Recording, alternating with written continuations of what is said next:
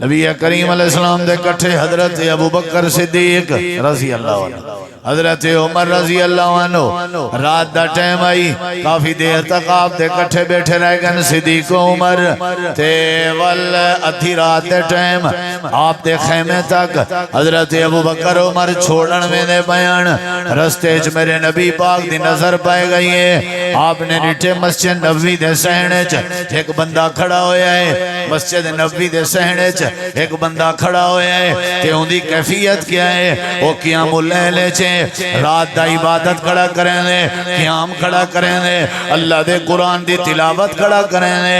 نبی کریم علیہ السلام میں گزرین آپ کھڑ گئے، حضرت نبی پاک دے کنے تلاوت قرآن دی آواز آئی ہے تے آپ نے فرمایا ابو بکر عمر اے کون ہے جڑا تھی رات دے ٹائم تلاوت کھڑا کریں دے مسجد نبوی دے سہنے چ؟ آدن اللہ دے نبی پتہ نہیں کون ہے، دیکھنا پوسی۔ امام کائنات نے فرمایا جیڑا بھی ہے، سنا ہے ذرا، جیڑا بھی ہے تلاوت کرے نا پہ ایکو اطلاع دیو جو اللہ نے ایدے ہوتے ہیں جنت واجب کر دیتی ہے۔ اطلاع دیو یعنی اطلاع دیوان نیکی آئی فرمان جو رسول اللہ دا صلی اللہ علیہ وسلم صاحب ذرے آپ دیں فرمان پہ عمل کرن نال کیا لبھنی آئی نیکی اطلاع دیو ایکو ایندہ قرآن اللہ کو اینجا پسند ہے، ایندے ہوتے اللہ نے کیا واجب کر دیتی ہے؟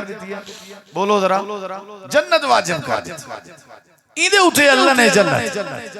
اور نبی سنگھ کو چھوڑے نے گھر تک تو واپس اندے پر حضرت عمر آدن میں کہ دیکھاں تا صحیح کونن میں اندر گیا میں رٹھے ہو حضرت عبداللہ ابن مسعود رضی اللہ عنہ جنہ دے بارے نبی سنگھ فرمائی دے ہوتے جنت واجب۔ میرے والدے لے خیال آئے جو میں ہون عبداللہ ابن مسعود کو ابو بکر صدیق کے پہلے اطلاع دے عمر رضی اللہ عنہ دا ذہن کہ ہر نیکی صدیق اکبر دا پہلا نمبر ہوں دے، آج میں نیکی پہل کرے میں ونج دسینا۔ حضرت عمر رضی اللہ عنہ سویرے سویرے اٹھے پہلے سب تو پہلے معمول تو بھی پہلے کہ آج میں عبداللہ ابن مسعود رضی اللہ عنہ کو اطلاع دے ساں کہ رات تیرا قرآن اللہ دے نبی کو انجا پسند ہے، اللہ پاک نے جنت تیرے ہوتے واجب کر دیتی ہے، یہ اطلاع تیرے تک دیونی آئی۔ حضرت عمر نے ونج کے جناب عبداللہ بن مسعود دا دروازہ کھڑکایا، سلام علیکم علیہ السلام، جی عمر کی میں آئے ہو؟ حضرت عمر آدن راتی میں گزرتے پیا سے تو سا قرآن کھڑے پڑھ دے آوے، اللہ دے نبی فرمائی کوئی اطلاع دے ہو، اللہ نہیں دیتے جنت واجب کر دیتی ہے۔ حضرت عبداللہ مسکراب ہے، آدن عمر آون جدیر کر دیتی ہے، انہیں جناب صدیق اکبر اطلاع دے کے میں دے بین ہر نیکی جب پہلا نمبر صدیق دا، ہر نیکی جب پہلا نمبر صدیق دا، ساری دنیا زور لے نہیں آئی حضرت ابو بکر دا مقابلہ کر سکی جے لیکن نہیں کر سکتی۔ حضرت عمر آدھیان اللہ سونے ہیں میں جہاں ساریاں نیکیاں چاہ گئن ایک غار علی نیکی میرے کھاتے جپا چھوڑ۔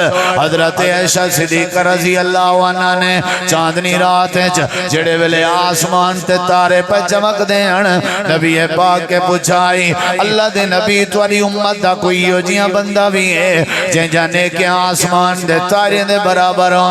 آپ نے فرمایا ہاں حضرت عمر بن خطاب ہیں جنہیں جانے کے آسمان دے تارے دے برابر ہیں۔ حضرت عائشہ چپ ہو گئیاں، آپ نے فرمایا وجائے تیرا ارادہ ہے؟ میں جواب اس تیرے باب ابو بکر دانا گنسا جی اللہ دے نبی میرا ارادہ ہی میں آئی۔ آپ نے فرمایا عائشہ ساری میری امت دیا نیکیاں آسمان دے تارے دے برابر بھی ہو ونجن تیرے باب صدیق دی غار علی نیکی دا مقابلہ نہیں کر سکتے۔ حضرت صدیق ہر نیکی چکونے ہی مستے اللہ نے صاحب دا لقب دیتے، اللہ نے صدیق دا لقب دیتے۔